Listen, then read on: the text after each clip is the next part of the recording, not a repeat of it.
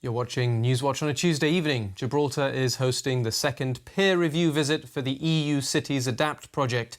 Carried out for the European Union's Directorate General for Climate Action, the project aims to provide capacity building and assistance in the development of an adaptation strategy to deal with the predicted impacts of climate change.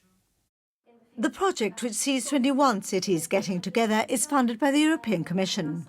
It's an initiative at a local level as opposed to a national one, the norm with the EU. Gibraltar is very much a participant. It's one of the training cities, but right at the beginning when we had our first meeting, we saw that actually inherently you're already adapting, but you just don't call it adaptation to climate change. It's part of your everyday living and it's part of your everyday life, and kind of being self-sufficient is part of Gibraltar already. So it's been quite good to see that you're already at that level, but there is still more to do. Easy because of its size? I think so. I think that kind of close-knit community, people stay in their roles, in their jobs, in the government and in the different departments quite a long time. So there's that kind of intellectual knowledge about and relationships between the people. And I think you can mobilise action quickly. And I think that's it's a good kind of asset to have. The government is involved through the Department of the Environment, who has organised this meeting over the next 2 days, and has been involved in the whole EU Cities Adapt project from the outset. I think we're very proud that we are one of 21 cities in the whole of Europe chosen for this project, and we are very pleased to be able to form a part of this very important work. Gibraltar is increasingly being recognised as a city and a country which cares about the environment and that wants to play its part in the wider environmental field of Europe and the world. Therefore, our involvement in bringing people to discuss matters to do with climate change, using Gibraltar as an example and also learning from the examples of other cities is very important, not just to me, but I think to the community as a whole.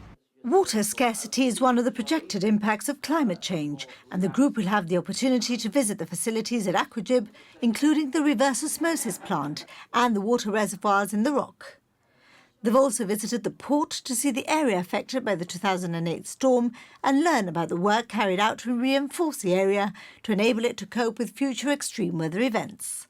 The meetings are proving invaluable for the exchange of information. Getting together cities who share similar impacts of climate change, being in the southern Mediterranean, I think it's best to put people together. They can form a network, and after the project ends, they've maintained that network and they can establish a relationship and have that longer lasting legacy.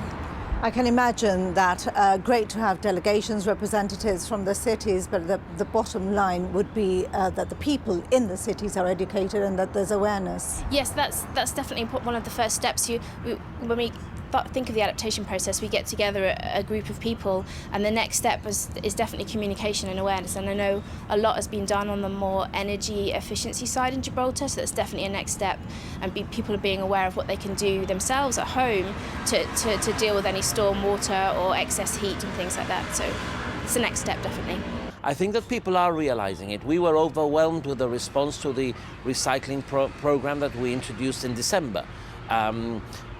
We are aware, for example, that energy consumption last year decreased from the year before. Now, that's not very easy to achieve in this day and age. So I think that a lot of people are increasingly aware. But it's important. It's important because it makes sense for the planet, for Gibraltar, and for the pocket, because by conserving energy, you're also saving money.